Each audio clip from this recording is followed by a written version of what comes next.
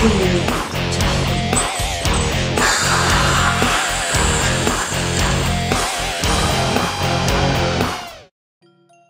it's a love story between Horace Norbit and Elizabeth Bathory. Basically, Elizabeth Bathory got taken away from him back in the 17th century. And now we've got technology. Horace, well actually it's Max, that's his manservant, has seen a show, it's a ghost show. And Max says that Elizabeth has come back in Eileen, as Eileen's the presenter of the show. And they've brought them along on the pretense that there is actually ghosts in the house or paranormal activity, that the show would be great to film. Unbeknown to the team, the vampire wants to get rid of the two boys and take Eileen as his queen and a rightful place within the mansion and make her into a vampire again and hopefully live ever after with her. But things take a turn, a twist, and it's a horror, sort of horror comedy, black, humorous. I wouldn't actually pigeonhole it. It's a sort of a little homage to Hammer, as everyone does that, you know, let's do a homage to Hammer. It's got a little, but it's a quirky, little, funny film. Hopefully that you, at the beginning, middle and end, it takes you on a journey, it makes you feel good, and it's got lots of subliminal messages in there, so I hope we all pick up on bits and pieces, just like Walt Disney. I'm playing Horace, the amazing Horace, the vampire, of the main role of the film. It's totally out of my comfort zone. It's definitely something new for me, yeah. Well, it's the first big film I've done, so I've never really played an actual main role, one of the main roles anyway. So, yeah, I mean, especially playing a vampire as well, I mean, it's just brilliant. I mean, Horace is just a brilliant character to play. Yeah, I've worked with a few companies over Birmingham. I've done projects for Eileen as well before, so yeah, I've done bits and pieces on Hollywood Portrait. It's funny you should mention that, actually.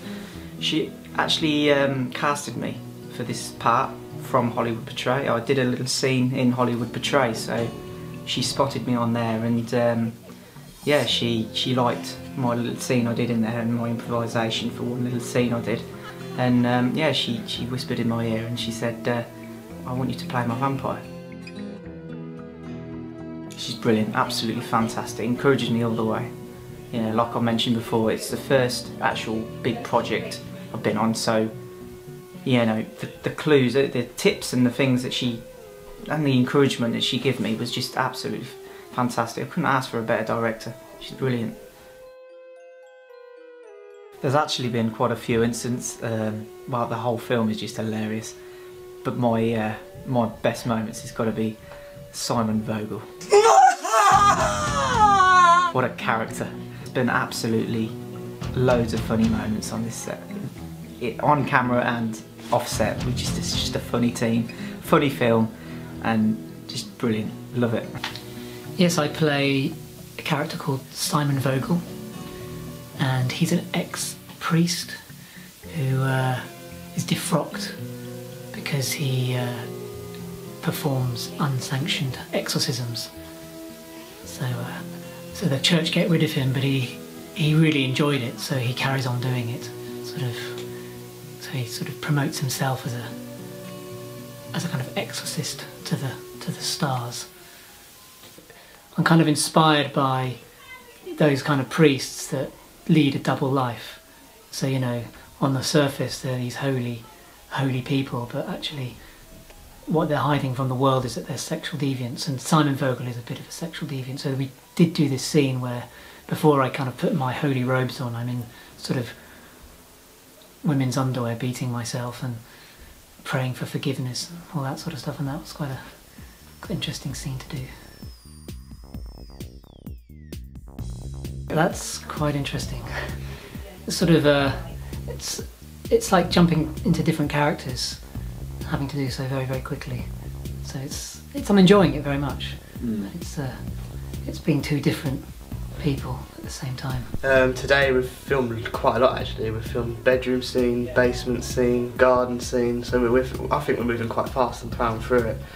So we've pretty much filmed most of the characters, we've filmed a lot of their intro shots, we've filmed them arriving to the house and settling in, and now we're moving on to the more later night stuff, doing the dining room scenes and stuff. My character is the servant of the master, and he performs his duties as the master wills him to.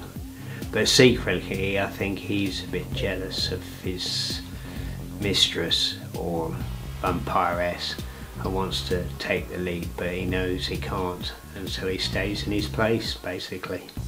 Well, Lord Sebastian is a complete wacko really. He's a self-obsessed, narcissistic, asexual stroke homosexual. Well, he's a bit of everything really.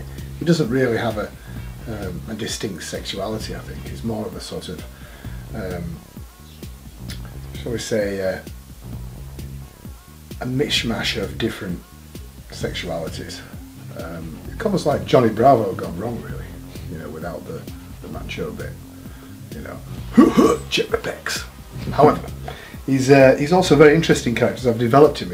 I mean, obviously he's one of the three ghost hunting team, and we're designed to be as over the top as possible and placed into a mockumentary style black horror comedy, and that's basically what we're here to shoot. And I'm working hard to make that character come to life and be as outrageous as possible in scenarios which should appear normal at times.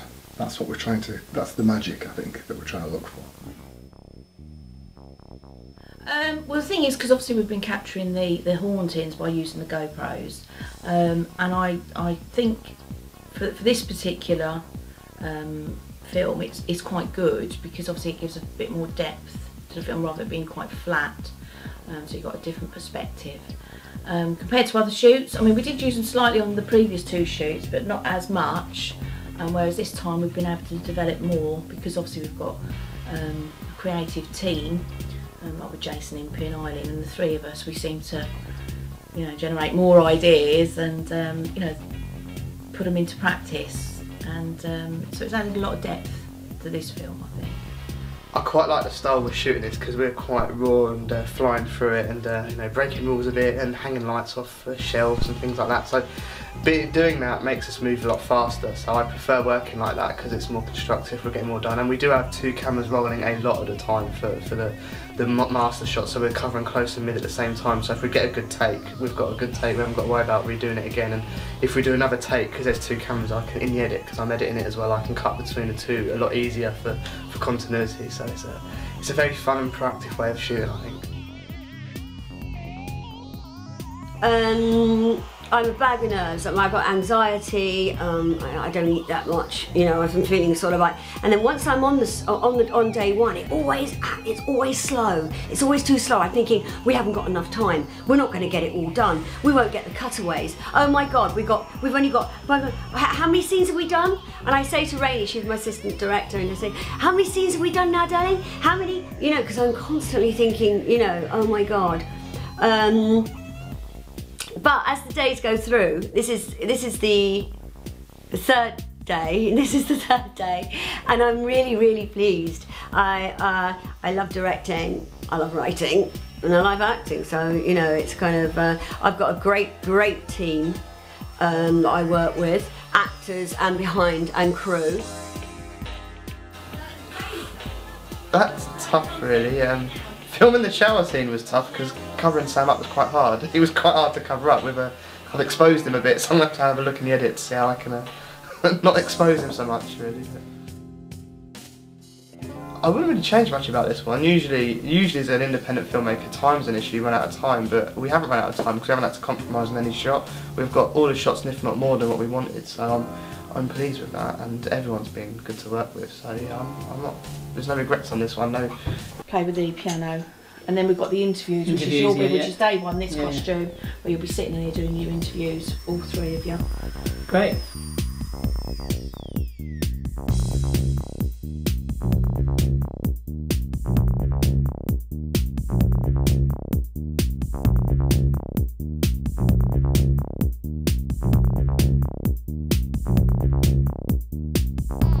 where we're doing, where we're making the vampire appear through steam. I just find comedy horror quite easy to write and think up. There's all little sort of like bits and pieces that I add in my normal life that I've added into my film scripts, which is kind of, I was saying to Rainey last night when we were in the pub, you know, there was a time when I was about 8 years old and me and my friend went into the laundrettes because it was cold and we were sort of mucking around in the laundrette, sort of kicking our legs on the washing machines, and we're mucking around. This guy comes in, he must be, I don't know how old, he just looked old because everyone looks old when they're 8, don't they? And he sat there with a newspaper, he had no washing, he had nothing, and all of a sudden we were playing, next thing we know he had 2 holes in the newspaper and he was watching us sort of like kicking our legs and playing through the holes. Now over the years, so I sort of incorporated little bits and pieces in my life into the script that I find is really, really weird, where I've got Max walking around through a painting having a look at us but thinking that he can't be seen. You know, sort of bits and pieces like that. I like weirdness. No.